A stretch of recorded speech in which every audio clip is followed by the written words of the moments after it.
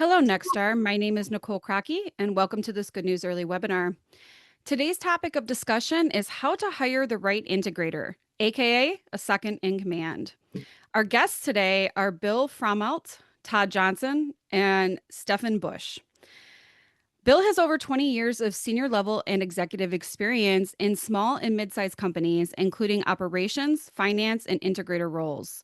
Since joining Keystone previously and now serving as a principal and recruiting practice lead at Strategic Talent Partners, Bill has led C-level searches for privately held companies, ESOPs, and companies running on EOS.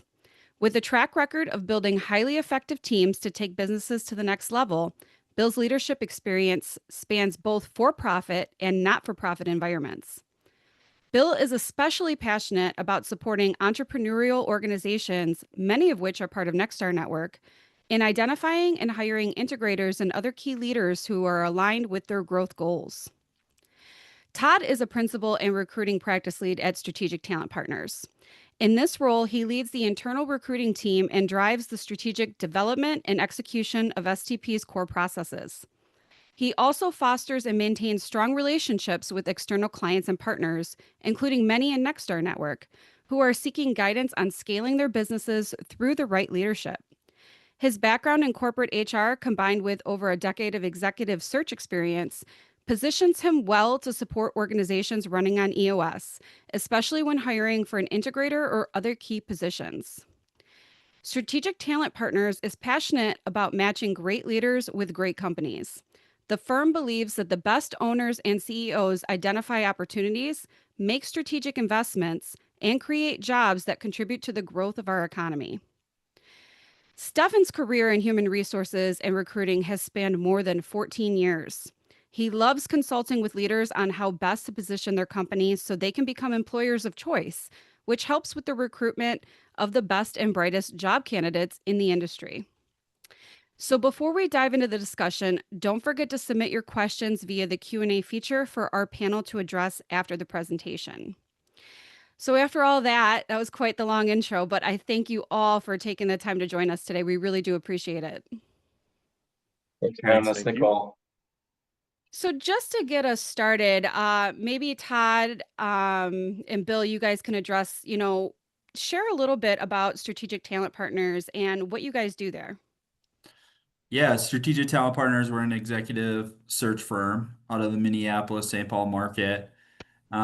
Really born out of two companies about a year ago. Keystone Executive Search, as you heard Nicole reference in Bill's introduction, as well as Core Talent, which is the company and organization that I came from. Mary Nutting owned Core Talent for 14, 15 years. Mike Frommelt owned Keystone for 20, 25 years. They came together to form Strategic Talent Partners about a year ago. Why they came together was their passion for supporting small to medium-sized businesses, home services, the Nexstar network of companies being at the core of a lot of what we do, and the types of companies that we serve from an entrepreneurial spirit, growing their leadership teams for the first time, and really going through that journey on how to attract and retain the right talent. So that's really at the core of the types of organizations that we try to support, not only in Minneapolis, St. Paul, but on a national scale, such as, the Nexstar member network across, all 50 states. Bill, I don't know if you have anything to add to that. Yeah, no, well said. And I think really the core of our organization is really to help those small to mid-sized privately held companies really just achieve their next level of growth with great leadership, right? And so, our recruitment services is the core. We also offer leadership development, all those different things that can help your organization continue to grow and scale at the right time. And so that's so important. And we're going to talk a little bit about that today, about timing of really when to bring on that next level leader and then how to do that, right? So it's really important. Okay. Well, covering the trades for over a decade now, workforce development and the labor shortage has been, at the forefront of pretty much everything going on in the industry. And hiring for this integrator role, it's such a key position. So, what should contracting business owners consider when they're hiring an integrator? Yeah, I think it's a combination of several factors, but it's really, as that owner or privately held, whether it's family owned, privately held, so on and so forth, considers hiring an integrator or a second in command type person, it's what are their goals at the end of the day? That's where we always like to start. Like, where do you want this business to go and be in the next 12 months, 36 months? So 1 year, 3 years out, 5 years out. And what is their involvement in that business going to look like? Right? Because oftentimes they're likely sitting in multiple seats, handling all sorts of things on a daily basis where time starts to get pinched. And that's why they're bringing in that second in command and integrator to really help them balance their time, but also help that business continue to grow and thrive in the short term. So it's really just understanding what are their goals, what are their objectives, where do they want to be involved. Now, what I will say is the integrator is going to be helpful in doing that, but it truly is a partnership between that owner or entrepreneur and bringing in this person in the sense of, yeah, silver bullet. Like we think integrator, it's going to be my silver bullet to kick my feet up on the beach, right? But it's really that partnership in engagement and involvement that is needed, at least in the short term, to hopefully 5, 10 years down the line, get to that beach.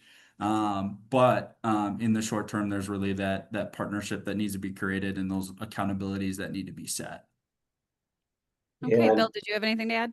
yeah, just to add to that, it's the readiness of the organization, right? This is a really a big inflection point of the organization, and especially integrators at a higher level, that's going to really come in and help, that owner to and or founder to really take the next step. And maybe they have to let go of the vine a little bit, right? So are they ready to do that? Is the organization ready to do that? Are they profitable enough to bring on kind of a larger salary as well? So there's lots of different components. It's a big inflection point into the organization, and so we work really closely with these owners and founders and Nexstar members. We've had a lot of success in that area as well of helping them position themselves for their next evolution too. And then the business can take off, right? Because the classic thing is the owners and founders are so good at what they started, and then they reach a point, a glass ceiling where they can't grow any longer because they're doing all that work,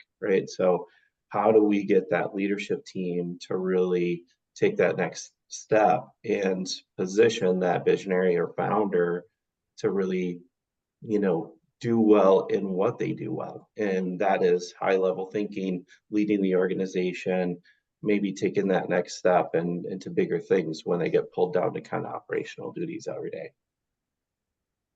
Okay. It's fun to watch that evolution. It's great. Yeah. Stefan, did you have anything to add? No, this is number one. Excited to have strategic talent partners as a strategic partner with Nexstar. Um, Catering to the small to mid-sized companies, privately held, that's our core member at Nexstar. So it's a great fit. We also use EOS internally at Nexstar, so we're very excited about this. And we frequently a comment that we frequently hear or have conversations with entrepreneurs from a coaching standpoint is it's time to get out of the business, start working on the business rather than in the business, on the business. And this is where this comes into help. Yep. So, when would be the right time to hire an integrator or a second in command for a contracting company? Yeah, good question. So this kept coming up time and time again. We talk EOS, but even second in command integrator, when you're hiring that right hand person, it can be applicable to even non-EOS companies, right? So I'm going to share my screen here quickly. One thing that we developed is called the Integrator Continuum. Let me know if you can see it. Um, this integrator continuum essentially, which is what you're looking at right now, helps you kind of plot with where your business needs are and where those goals are and the level of integrator you need for your business at a certain point in time. So based on your size, based on your revenue, based on your targets and the complexity of your business, an integrator might look different initially as you hire this for the first time versus, as you get to that 50, $60 million range and you have over 100 employees out in the marketplace, you might be more on the right side here where we're talking more COO, president level type person where they're helping you with strategy development, market trends, what are different service offerings we can bring to the market. But really on the left side, as you look at this, it's managing project management at the end of the day. And it's really getting that scorecard in place, the right people on the bus, the metrics being developed for the first time in terms of KPIs and scorecards. And Nexstar does a fantastic job of training owners on those things and helping support them in those areas, which is what we love because it fits into this so well in having some of those things established. But who's going to carry that out, right, on a day-to-day basis when maybe a Nexstar coach isn't present every minute of every day? It's going to be this integrator, right? And so what's that level of integrator? What's that level of organization and detail that is needed to carry the business forward? You can kind of work to plot yourself in terms of we're really struggling in terms of retention at the moment. So that people development side of things comes into play. Or we're growing so fast and I don't know where I need to plug gaps and where I need to plug holes. I need somebody that can help me with my accountability chart or org chart in terms of that organizational development side of things. So it's really thinking about your business as a whole and understanding, okay, where are my business needs again in that next 6 to 12 months, and who's the type of person that's going to get me there. Bill, I don't know if you have anything to add on to that as we look at this. This has just been a great tool for us to talk through with clients and business owners because it's about right sizing not only for today, but thinking about where you're going to hire for the future, right? So really understanding that strategy, understanding the culture, core values, understanding kind of what their vision is and what the trajectory of the business is really the ultimate match for where that integrator is going to lie on this continuum, right? So some of the areas where it hasn't gone as well as it by for kind of like, I'm going to hire for where we are today, right? So we want to make sure we're hiring for tomorrow and making sure our vision is aligned. And so you don't want to buy the dump truck when you need, the semi and vice versa, right? So it's we want to make sure that it's right sizing for your future. Okay. Steffan, did you have anything to add? Nope, I'm good. Thank you. All right. Moving on. So, what are some of the most common mistakes contractors can make when they're hiring for this position, this integrator or second in command? I jump in and just say one that we just talked a little bit about is you're not hiring at the right level, right? So you're hiring for what is today. So really spending time with these organizations to understand those pieces and then also get the engagement of that founder and owner, right? And so and making sure that they are ready to take that next step.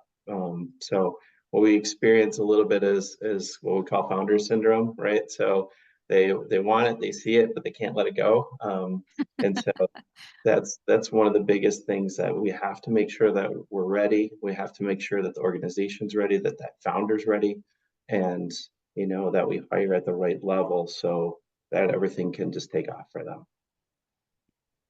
Yeah, and I Todd. think as I was saying earlier, I think that takes time too, right? And trust in bringing somebody on. And I think it's just understand for us, it's validating where those candidates are at and understanding and trying to meet these owners who are super passionate about their business, like Bill said, oftentimes maybe came up through the trades, started this business on their own, right? And this is their brainchild. This is everything that they've wanted. and this is why they started that business. And so bringing somebody in from the outside at this level is really, really difficult, but it can be super successful. It can be super gratifying if done in the right ways and hiring the right level at the right time, right? So you don't want to overhire, you don't want to stretch yourself and overhire, but you also don't want to underhire. And so it's really understanding where those business goals are, understanding what the structure is, what is the business doing well, and for us to understand, okay, in the marketplace, how do we go out and right size that, match that, and I know we'll get into values and some of those kinds of things in alignment there. But that's really the starting piece is I would just encourage business owners to not think too high or too low, right? And really understand where their business is at, and what they like to do, what they don't like to do, and understand those accountabilities that they want to play in the business long term, because that's going to allow us to go and find that right fit for them. Yeah, and the second, Todd and Bill's point, um, I've been at Nexstar for 9 years, and I've seen this multiple times where an entrepreneurial owner, the exact same story that Bill described, this is their brainchild, it's their baby, they're very passionate about it, and they decide, okay, I need to work on the business, not in the business. I need that integrator, operational person, to implement things that we want to roll out, and we get that person, and they just can't let it go. They can't let it go, or the integrator's not moving fast enough for them because they're entrepreneurial, Yeah. right? They're like, let's go, let's move fast. Yeah. And I've got 20 ideas. And 18 of them probably don't make sense right now, but we need to get it done. And they just lose patience. And so that's where I've personally seen a struggle with it. Yeah, great point. You Great bet. point. You bet. Stefan, that's exactly why to take your time to really look for that right leader with the right culture and core value fit, right? The skills and competence, but also kind of that humility of leadership as well to be able to have those difficult conversations and really move the organization together with the visionary, because that visionary is going to want to go, right? And the integrator's role is to say, thank you for the 10 ideas that you got before 10 a.m. Here's the one that we can really do well with, and here's how we can implement it over the next 6 months, and we'll do that in a very measured way. And so that makes some of the founders a little crazy, but it also helps the scale of the business to really be successful, because we see a lot of those quick start decision makers. It's like, hey, we got this idea, let's go, and then it's good for a couple of weeks, and then boom, next flavor of the month. So those sort of things. That integrator is going to be really skilled at helping to integrate the right pieces at the right time in the organization.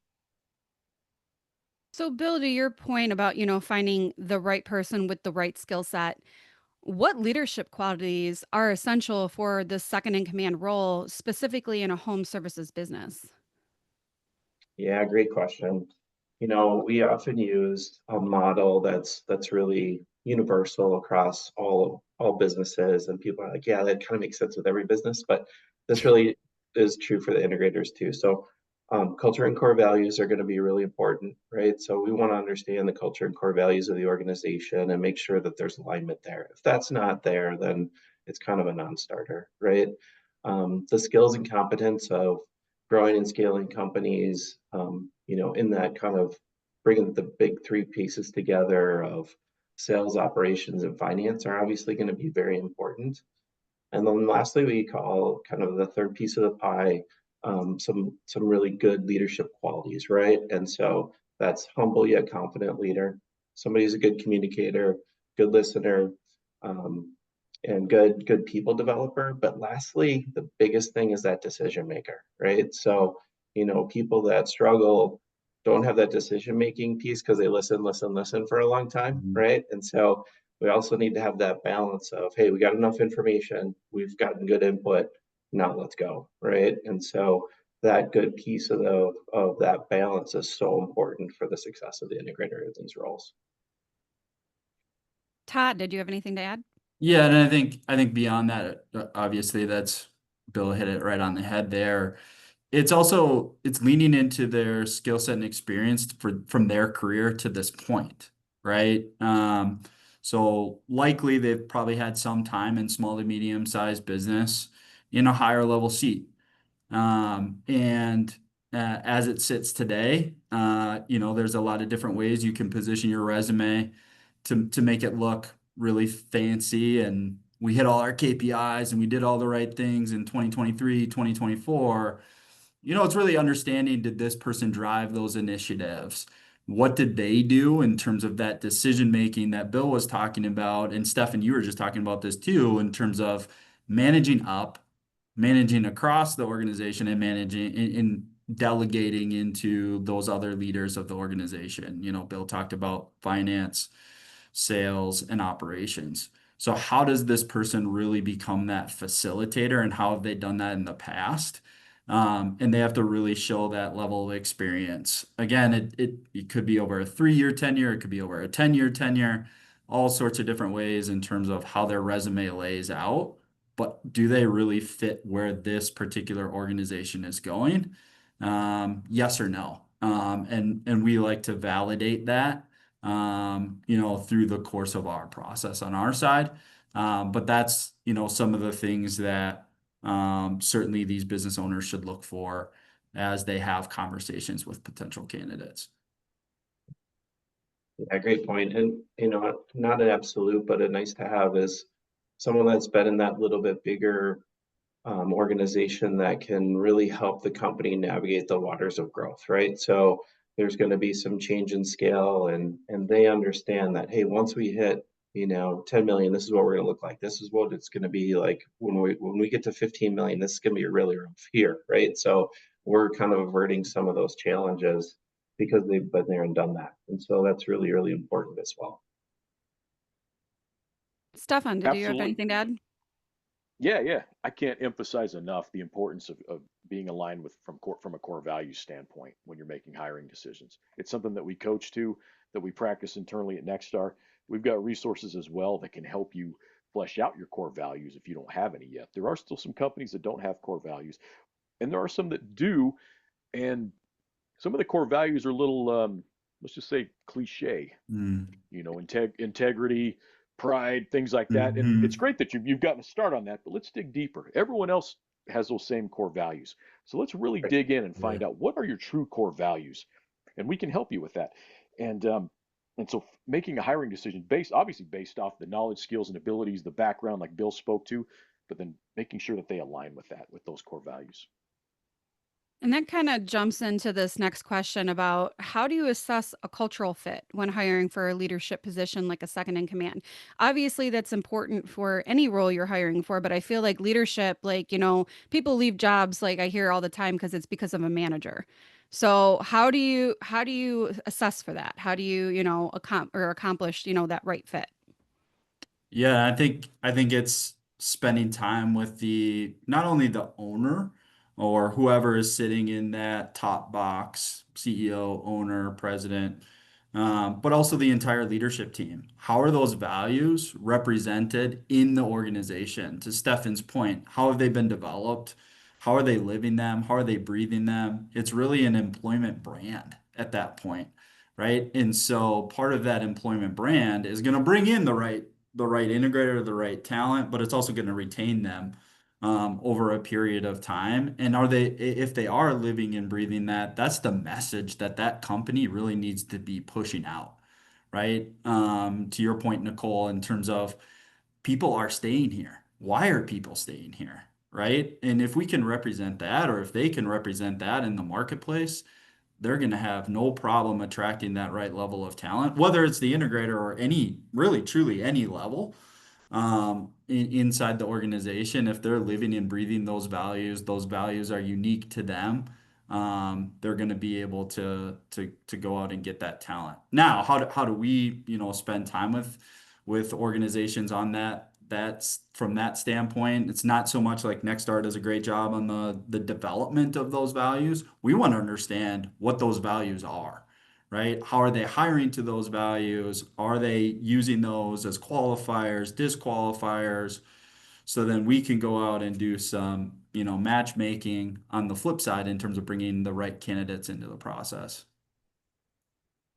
And it starts really on the discovery process with us from, like TJ said, really understanding the company and who they are and how they function and are they living by their core values and are they making decisions around it, right? And so that's so important when we go out to the market and talk to leaders and joining this organization, right? Because that's going to give them obviously a feel of what that looks like, but also at the same time, we're assessing them for their culture and core values and how they like to operate as well. And so looking for that making, like TJ said, is so important.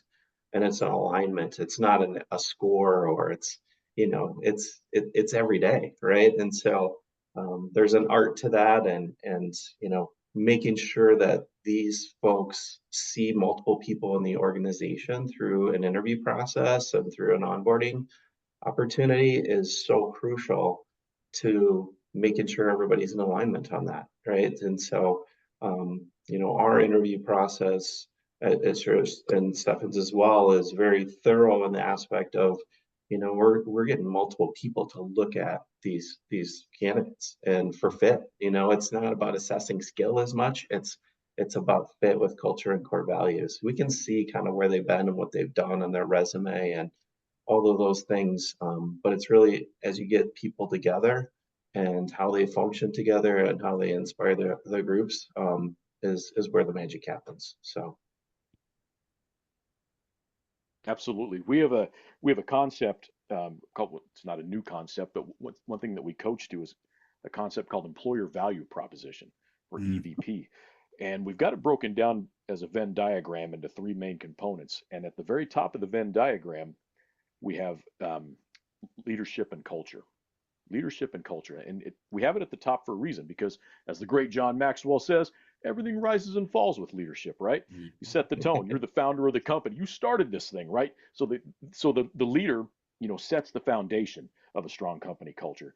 And they do that through visibility, their relationships with the staff, coming in saying hi, good morning, how's your family, that sort of a thing, open door policy, communicating with the staff, the energy that they bring on a day-to-day basis. An exercise that I'll do with folks at times is I'll have everyone stand up. I'm say, okay, I want you to listen to exactly what I say, and I'm going to demonstrate what I say exactly as well. And so what I'm going to invite you to do is I'm going to pat my head. I want you to pat your head and rub your belly simultaneously. Pat your head and rub your belly. And then in the meantime, I do the exact opposite. I rub my head and pat my belly. And what inevitably happens, about 80% of the people mimic what I'm doing. They're not listening to what I'm saying, they're mimicking what I'm doing, which is the There you opposite go. of what I'm saying. There's Yeah. always a couple people though that always call me out. They're like, "Hey, you're doing it the wrong way." But most people just automatically mimic. So the point being, people will listen to what you're saying, but they're really watching what you do as a right. leader. I So love you live that. in a glass house, man. And then from a culture standpoint, your people, through their relationships. Now you set the groundwork as a leader, but your people create the culture. They create the culture through their interactions, their relationships with each other. And so if you're setting a strong framework and hiring the right people that fit your values and fit your culture, it's gonna mesh really well. It's 100% right. Yeah, well said. Actions speak louder than words, right? Always. For sure. That's Always. right. Yeah.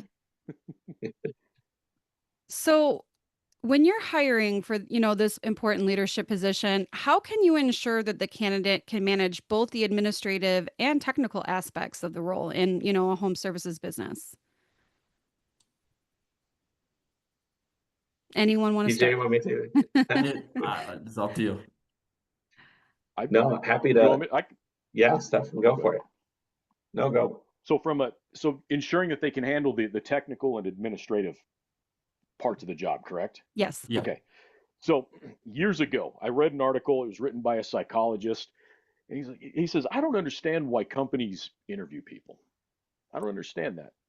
And the reason why is because people can lie during interviews, right? Very Mm. capable of it, or at least exaggerating. I know I've been in interviews where I definitely swung for the fences, and because you're trying to put your best foot forward, right? Right. And you don't want to embarrass yourself. You're trying to make a good first impression. So I'm not saying don't do interviews, but what if they could demonstrate they could do the job?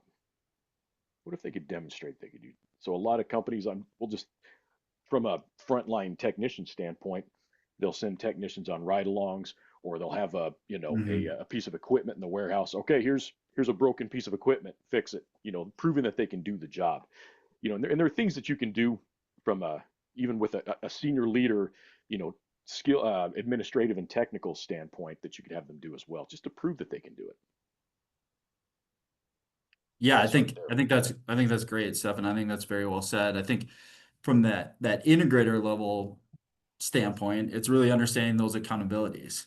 How much, when we're talking home services, how much technical acumen will they need to be effective in their role is going to be decided upon, what are they going to spend their day to day doing? Now, they really have to understand the business. So when you talk ride-alongs and you talk getting out in the field and boots on the ground. I love when people are like, that is going to be my approach the first 30, 60, 90 days. I've done this. I get out there, I see and I feel the business and I understand who is doing what inside the organization, inside and out. I absolutely look for that every single time. There's a million ways you can do that and slice that pie. But it's really understand, like, can this person grasp where the business is at, where the business is headed, and understand and working alongside that visionary or owner on where they want to go, where do they want to add services? Is there technical expertise and acumen that is needed in that seat? And can this candidate fulfill that? Can they not? Right. But it's also comes down to the administrative piece of the financials, right? And really understanding that piece from a P&L management perspective, making sure we're dotting all our I's and crossing all our T's month to month, quarter to quarter, year to year. And doing the right things from an HR policy, procedure, SOPs standpoint. Safety is a big thing in this space, right? And so somebody that can really understand how that business operates, how that business makes money, and how they can influence that, I think is critical. But that hands-on component and really seeing it, feeling it, being alongside shoulder to shoulder, door open policy, like I look for that at the highest levels because that's how you're going to get the best collaboration from the team. Yeah, no, well said by both of you. I'd say too, it kind of depends on where that integrator falls on the continuum, right? If we kind of go back to the earlier continuum, that kind of far left side, that's more of that operational kind of VP of Ops type of role that they need to be more technical and probably in the day to day. As Mhm. it kind of shifts more towards the right, they need to know enough technical pieces to be dangerous, and make sure that they can run the business from a very high level and bring all of those things together. And so again, it's kind of right sizing it for your organization and where is that evolution of the company and what do they need to be doing? Do they need to be working on the business or in the business or a little bit of both? And so there's that wide range of integrators that are out there. One other quick visual that'll help that as it relates to the continuum is the complexity of the accountability or org chart, right? Is kind of speaks to exactly what Bill was just talking about, right? As that organization continues to grow and you're talking about that I box there, that integrator box, there's a certain level, right? I think that integrator needs to be involved at all levels and understand, like I said before, all levels of the organization.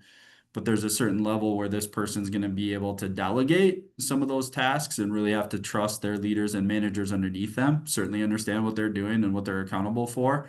But that complexity of the business continues to grow. They're going to be capped too in terms of their time, just like that visionary was at one point in time. And so it's just understanding where they play in that sandbox. So. Now, Todd, you spoke briefly, you talked a little about retention. What qualities can a contractor look for to determine if a candidate is likely to stay with the company long term? Because you don't want to spend all the effort, getting the hiring process, getting somebody in there, and then they leave a short time later. Yeah, again, I think it's what's in it for this second in command integrator in terms of the growth of the organization, the investment dollars back into the business by that ownership group is going to be important for this person to hear. and understand how are we rewarding our employees year over year? How are we incentivizing our employees year over year? How are they going to be incentivized? Obviously, is a piece of that as well. But it's also some of those things that, I know Nexstar provides in terms of peer groups and ongoing training, ongoing development, investment in them both personally and professionally, I think does go a very long way, further than people think, rather than just a dollar sign. Is this challenging me on a day-to-day basis? What am I doing? What are my tasks? What am I accountable for? And how can I create maybe some of those incentive programs to help the business really grow and thrive in the long term, right? Maybe they're being established for the first time. Maybe it was just a simple profit sharing bonus. Maybe they're converting to 100% employee-owned business for the first time. Then everybody has a stake in the game, right? So there's just a lot of ways you can slice that pie. I don't think, necessarily that it all comes down to, long-term incentives or those types of things. Those are great. But again, you have to consider the complexity of the organization, where the organization's at. Bill has tremendous experience in this area, so I'll lean into him too. Yeah, no, I think there's just so many different opportunities to secure engagement, right? And it's not all the way through compensation. I think that's where the Nexstar program is so valuable as well. So it's the growth and development, it's the opportunities to look at where you are today and where you can be in the future. And so it needs to be all of those things, right? In the marketplace in different certain areas of the country, those comp packages change a little bit, and but the leadership development and the growth and the engagement of the organization doesn't, right? So that's kind of universal across the country, and so leveraging Nexstar's opportunities to really help with that, I think, is a huge opportunity. Yeah, absolutely. Great points. Really get great points. And then, speaking just non-monetary, if I'm putting myself in the shoes of an integrator, am I making an impact? Am I Mhm. truly making an impact? How's my relationship with the entrepreneur, the visionary? Yeah. What's that like? Yep. I'd say that's very important. But yeah, obviously there's a lot of different ways to compensate, from an equity, deferred comp, things like that.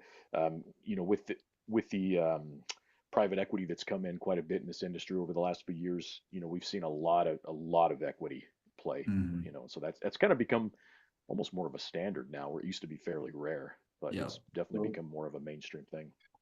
Yeah, Stefan, that's really changed the game, right? For recruitment and engagement long term. Mhm. And, understanding that not a lot of companies can compete with some of those big carrots that are out there. Mhm. And so to make it real and to make it substantial and everybody's kind of in alignment is what makes sense, versus there's something that maybe down the road that's really attractive. Those aren't tend to be the folks that are running good organizations anyway, right? If they're just chasing some dollars. So, it needs to be a good balance between all of those things. Can you guys share some specific incentives or perhaps career development opportunities that contractors should consider offering to ensure retention and engagement for their leadership roles? I would jump in and just say get involved, right? Like create a peer group. That's the awesome thing about Nexstar and what we see in the kind of the EOS community and ESOP communities, those sort of things that can do sharing of best practice and how do I help and grow as a leader in my own personal development, which obviously is going to bring back those things to the organization and become exponential, right? And so there's a commitment to how are we growing professionally versus kind of I'm just got my head down, taking care of my shop, I'm doing my thing. And so that investment in that is huge. And there's so many opportunities out there to get involved, share knowledge, get your expertise out there and learn from others. And so I know that Nexstar has a good program for that as well, right, Stefan? Correct. Yeah, we've got the peer groups like you spoke about. We've also got a lot of folks utilize a personal board of directors, which is a little bit different than a peer group, but another great avenue to Yeah. help them grow and develop. We've also got numerous leadership offerings as it pertains to trainings and workshops and even one-on-one coaching as well. I think when it comes to compensation, just to hit on that piece really briefly, it's really understanding what what that number is and what those key metrics are that that owner or entrepreneur wants to drive. Is it top line revenue? Is it margin? Right? And setting some sort of incentive for the integrator to really drive those numbers across the organization, but also balancing that with some management by objectives, right? Are they getting their quarterly goals, quarterly rocks, annual rocks done? Are they implementing new systems, new processes? If they are achieving those things need to be taken into consideration in terms of how they're compensated. Because again, we're investing in the business for the growth of the business. They have to create the case for ROI, the integrator does, to that owner, to that visionary, right? But if they're bringing those things to life and they're really driving that ROI and building the case around some of those things, they should be compensated for that. And I think that should be taken into consideration. So those are kind of things that, there's a million ways you can slice that incentive pie. But those are things that we typically like to educate on. But it's really, again, understanding, is it profit? Is it where are we at today in terms of that profit number, in terms of that EBITDA number, overall revenue, and then tying some of those incentives, yeah, tied to a metric, but there's still some of that soft skill things from an accountabilities perspective that we can't lose sight of either in terms of those leadership skills and those leadership qualities and developing those supervisors, managers, and even frontline staff underneath them. Which again, that's the beauty of the Nexstar program is they have all of those things at the fingertips of these organizations. It's up to the integrator to really bring those things to life. Okay. Yeah. Well, that pretty much brought us to the end of the discussion portion. Did any of you have anything else to add on the topic? Nope. I'm I'm Okay. good. So Yeah, yeah, thanks for the opportunity to have a great discussion. This was awesome. Well, we do still likewise, have a thank little you. bit of time. So, unless you and anybody had nothing to add, so I want to shift over to a few Q&As that came in. So our first question is, how important is it for this person to have industry experience? Bill, you want to take that one? Sure. I Great can. question. Um, it depends. The greatest answer is it depends, right? So kind of like we talked about before in the aspect of where they're falling kind of on that continuum, you know, I think you can't teach the leadership and the business skills, right? So, but you can sure teach the industry, and so that helps you in that aspect, right? And so getting that right person, hopefully that has some of those industry experience is going to be helpful, and you have all of those things covered. But it's not an absolute either, right? So, you know, we oftentimes bring folks into these organizations, like in the Nexstar network, that maybe are from a different professional services firm or customer service base. And so the core of their business is much the same. Some of the technical pieces are a little different, but those things can get picked up pretty quickly. And also you have the technical experts to operate that for you as well. All said. Yep. Could not agree more. Okay, moving on to our next question. How do I think about compensation for this role? Todd, you mentioned a little bit about compensation. You want to kick that one off? Yeah, I mean, I think again, like Bill had hit on this a little bit earlier. Depends on where you are, obviously, from a cost of living standpoint across the country, and it depends where you're at on the continuum in terms of what you could expect to pay an integrator. Obviously, the comp plans on the left side are a little more simplistic, and they get more. When you're talking somebody that's sitting in an integrator seat, but maybe they're also wearing director of operations hat or a VP of operations hat. They get a little more complex as you move to the right side. of the continuum where it becomes more COO or president or CFO that is also sitting in that integrator box. And so I think, we certainly have some data based on past work that we've done across the country in terms of what those expectations would look like. Obviously, base salary is going to be a big component to attract the right talent, some sort of incentive package across the board. But as Steffan said, as that business becomes a little more complex and grows, I think that equity stake, for that COO, CFO, president, there is probably some of that. Does that carrot need to be dangled maybe right away in the offshoot? No. Should it be discussed, whether it's earned over 6, 12 months? I think so, right? Especially on that right side of the continuum. But that's kind of where we typically like to start the discussion with these owners. Yeah, and a quick add, the long-term incentive, what TJ is talking about from the equity stake, it doesn't have to quite be an equity either, because sometimes that scares founders, Right. and owners. But some sort of long-term incentive, right? So are we aligning incentives for the long term of the organization? Maybe it's some deferred compensation, or it's some sort of long-term investment plan that hey, you're going to help us grow and scale, and then we're going to share that with you on down the line. That's the whole idea about it, right? And Mhm. that's the idea about equity too. But sometimes it is it's scarier for folks to offer equity, right? Especially as a sole proprietor. And so those other long-term incentive plans really get at the same goal, and works really well. So, and when we see kind of that right side of the continuum, like TJ was talking about, kind of the middle to the right side, that's where that kind of long-term equity or incentive, I'm mixing up my verbiage too, sorry. My long-term incentive kind of comes in on that right side, because typically they're coming from maybe a larger organization that has kind of those three-legged pieces of the stool, right? So you got base salary plus a short-term bonus plus some sort of long-term incentive.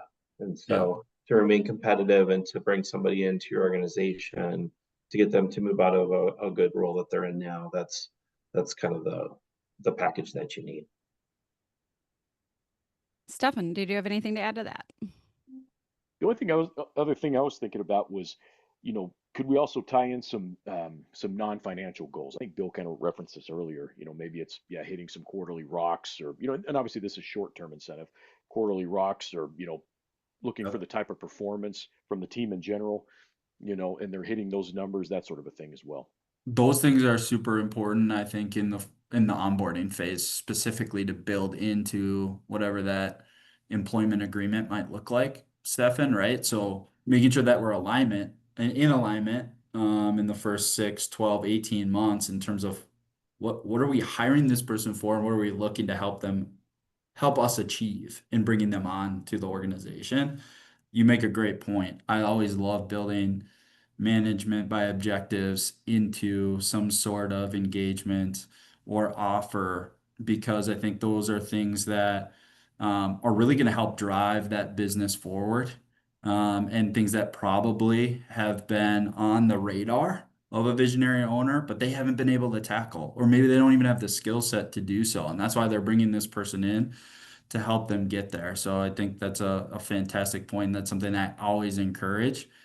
Because if they're executing upon those things, likely in the next 3 to 5 years, they're going to knock off some of those big picture items too. So I love that.